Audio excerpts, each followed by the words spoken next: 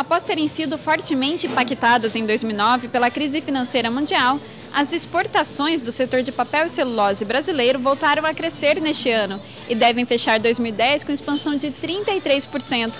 As outras expectativas do setor também são bastante positivas. Sobre isso, nós conversamos com a presidente executiva da Bracelpa, Elizabeth Carvalhais.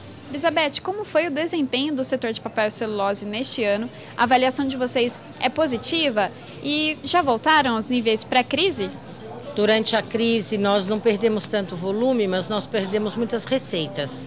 Perdemos receita de exportação, perdemos faturamento, perdemos liquidez. Então o ano de 2010 ele foi bastante recuperado a recuperar a condição financeira das nossas empresas. E nós terminamos o ano mais tranquilos.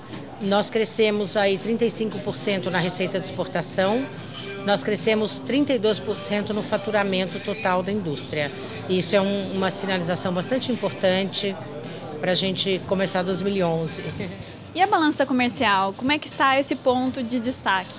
A balança comercial é para nós um ponto vital. Nós somos um setor altamente exportador, mais de 70% da nossa celulose vai para o mercado mundial, também grande parte dos nossos papéis vão para a América Latina, e nós recuperamos, na área de celulose, nós recuperamos as nossas receitas de exportação 45%, porque em 2009 houve uma grande depressão de preços no mercado mundial e também o câmbio, a valorização do real, para efeito do exportador, ele tem sido um empecilho grande.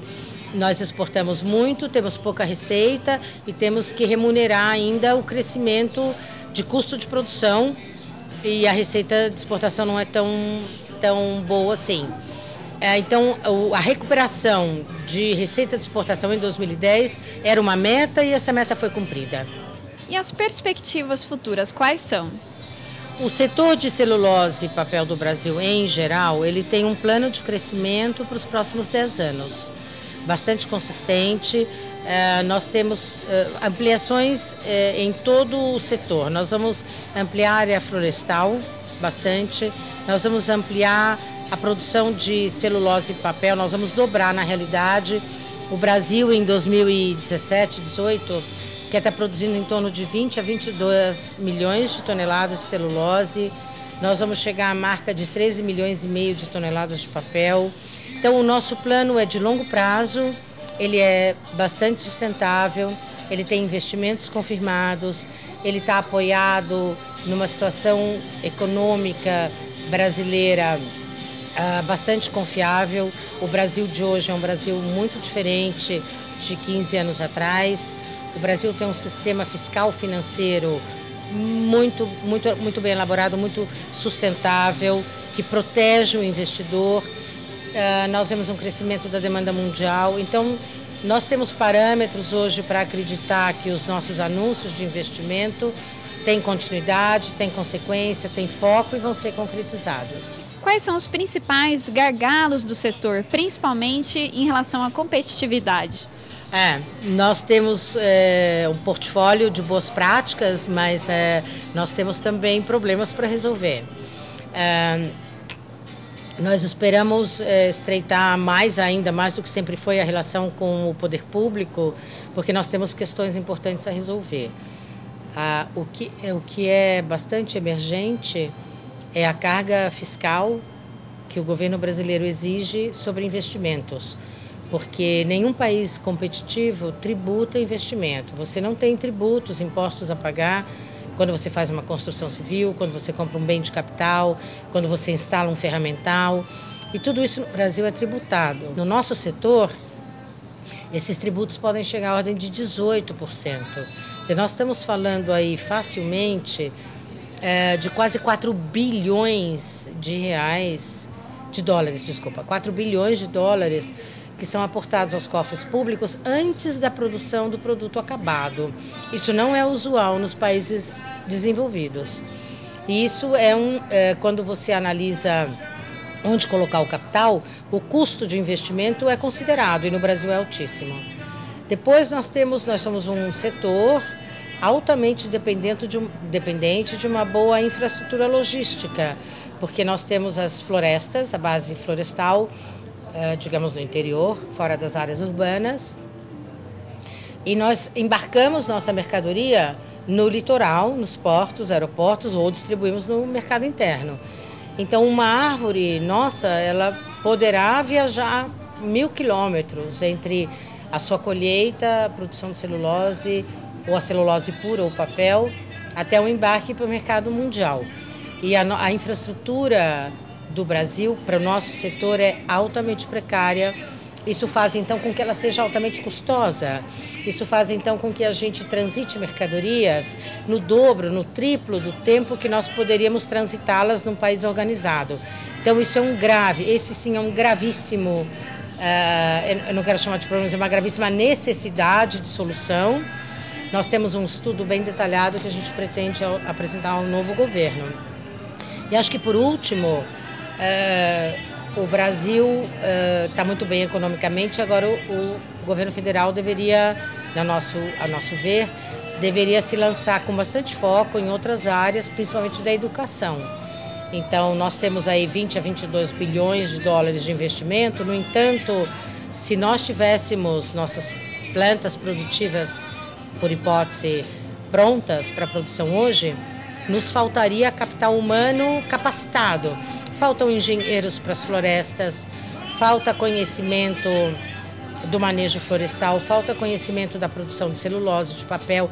E o mais grave, que é o que é importante que as autoridades brasileiras nos acompanhem, nós teríamos que importar capital humano de outros mercados.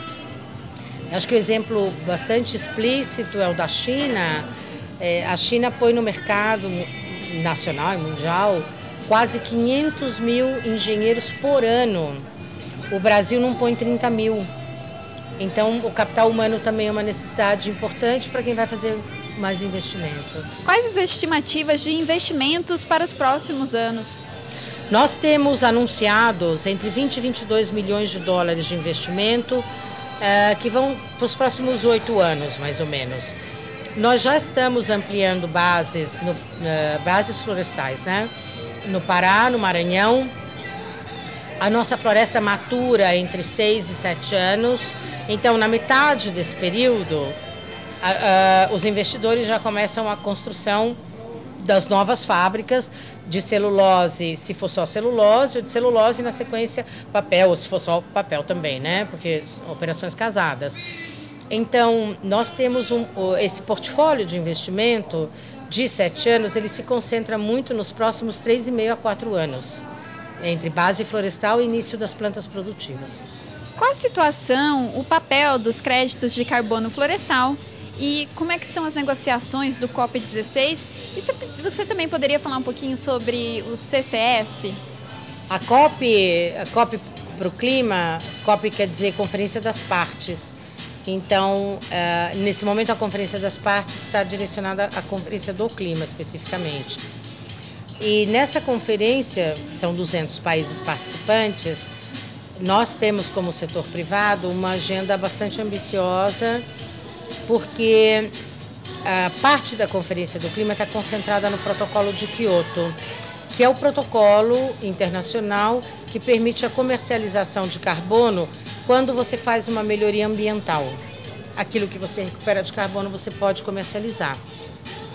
Mas esse protocolo não prevê a comercialização de carbonos florestais. Então, o diferencial da floresta plantada é que nós somos uma agroindústria, nós conhecemos a nossa área plantada, nós conhecemos a área que nós vamos plantar, então nós podemos assegurar à comunidade internacional a quantidade de carbono florestal que vai ficar sequestrada, porque quando você colhe uma área, você imediatamente replanta outra, que faz o mesmo processo. É diferente de uma floresta nativa, você retira uma árvore e ela vai ser reconduzida ao crescimento mais lento, né? E as florestas plantadas de eucalipto, elas têm uma qualificação muito diferenciada em todo o mundo.